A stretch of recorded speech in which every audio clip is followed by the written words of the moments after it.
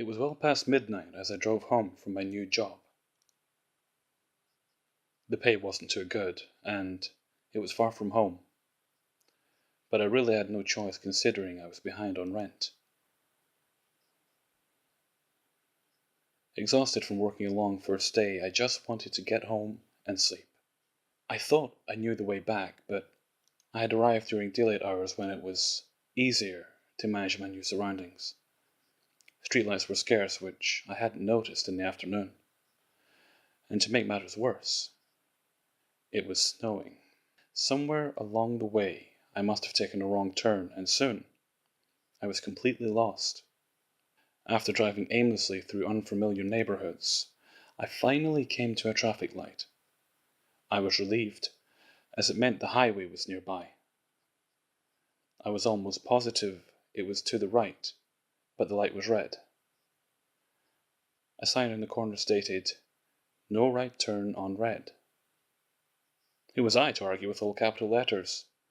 Yet it was so late that none of the houses I passed had lights on, and there were no cars around. Surely it was okay to make a right turn. "Ah, screw it," I said, and stepped on the gas. Halfway through the turn, something darted out into the intersection. A loud, dull thud echoed through the car, and I slammed on the brakes. At first I didn't react. I just shut off the engine and sat there, hoping it was an animal.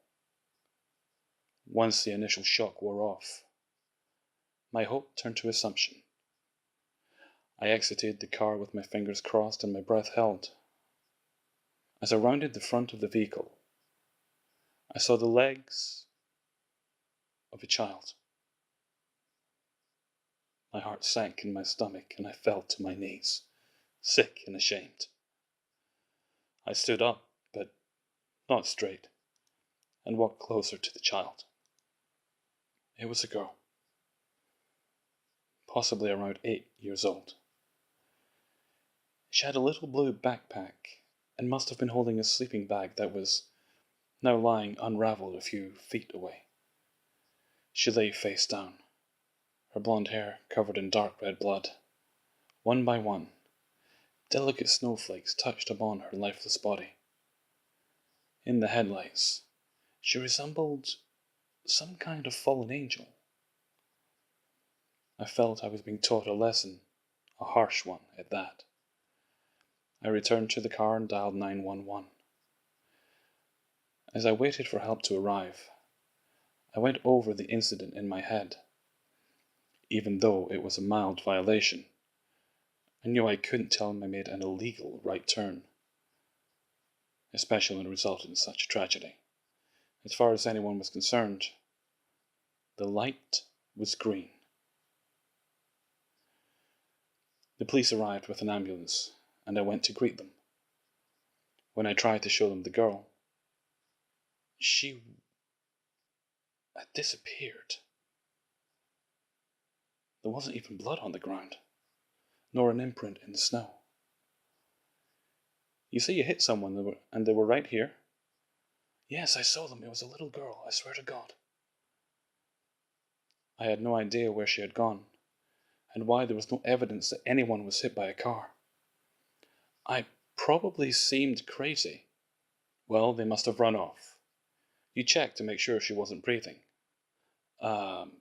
No, I saw the blood, and she wasn't moving." "I was in shock," I replied, feeling like a complete idiot. Of course I should have checked, but I was too busy figuring how to cover my own ass. To say it was embarrassing wouldn't do it justice. "You were going pretty slow. Chances are she was just stunned. We'll search the area. She couldn't have gone very far. Just sit tight, and we'll find her." I sat in silence while they scoured the area for the little girl.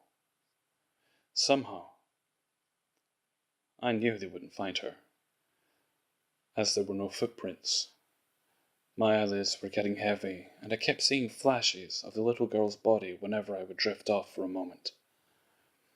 With each vision, her face gradually turned towards me, her eyes full of sorrow and anger. Just as I was falling asleep, there was a knock on my car window. They hadn't found any sign of a girl, but they'd let me know if anything was reported. It was somewhat of a relief, and yet equally unsatisfying. The whole way home I drove under the speed limit, stopping at every intersection, even when the light was green. I didn't get much sleep that night. The next day I wasn't thrilled about going to work, but as a new employee, I really had no choice. As ridiculous as it sounds, I got lost again on the way home. I'd meant to print out some reverse directions, but was too preoccupied with the events of the previous evening. Once again, I drove through parts unknown and eventually came to a red light. Is this the same intersection? I asked myself. At the time I wasn't sure, but it did have the same sign. No right turn on red. I was correct about the highway being to the right, so I knew I was going to have to make the turn.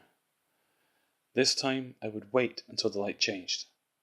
I'm not sure how much time passed, but it must have been at least 20 minutes. The clock on my phone had stopped at 12:47, so I wasn't sure. For a while I just stared at the words, "No right turn on red," contemplating why they were mocking me. The light wasn't changing, and my patience was fading. "Are you kidding me?" I protested. I didn't want to do it, but there wasn't much of a choice. This time I turned very slowly and looked around to make sure no one was there. I thought it was all clear when, just as the night before, something darted out in front of the car. "Damn it!" I shouted, slamming on the brakes. "This can't be happening." I jumped out of the car and rushed to inspect the body. My jaw dropped when I realized it was that same girl. She had the same little blue backpack. The same sleeping bag was lying unraveled just a few feet away, and her blonde hair was stained with dark red blood. I didn't know what to think. My mind went completely blank while I stared at this horrific scene. Whether it was real or not, it was far worse the second time. I retreated to my car again, but this time I hesitated to call the police. Then I remembered what the officer had said about making sure she was dead. I went back to check, but she was gone. My third day at work was painful.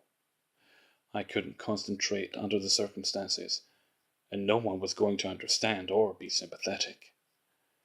Different scenarios kept playing out in my head. Imagine a little girl going to a slumber party, just having fun with her friends until they play a cruel prank on her. She calls her mother in tears, but her mother says she's too tired to pick her up and that she must walk home. On the way, I hit her with my car. That was just one of the scenarios, but it seemed the most plausible.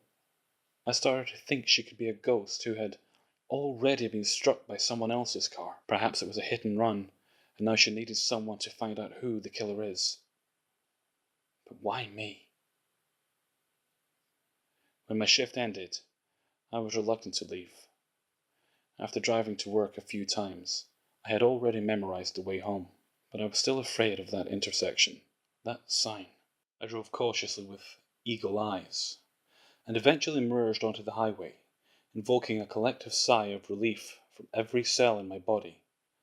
I smiled, and turned up the radio as I accelerated past the speed limit. It seemed to be taking quite a while to reach my exit, but I was too tired to find it suspicious. My eyelids were getting heavy, and for a moment, I almost fell asleep. As I took an extended blink, I was suddenly somewhere else. The highway was gone, and in front of me was an intersection with a red light. A sign on the corner persisted, "No right turn on red." What the? I looked around in disbelief. It was that same intersection. How I got there was completely beyond my understanding. Was some otherworldly force trying to tell me something? Was it my destiny to help this little girl? All I wanted to do was go home. This time, I would wait until the light turned green, if I had to wait all night.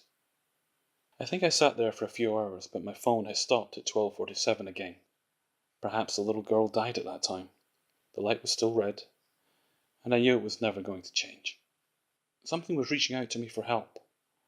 But I didn't care. All I wanted to do was go home. I shouted at the traffic light. "Just change already, asshole!"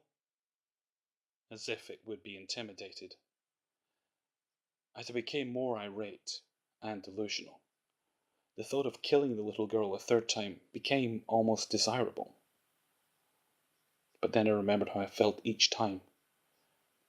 I knew she couldn't be real, but the experience was just as real as anything.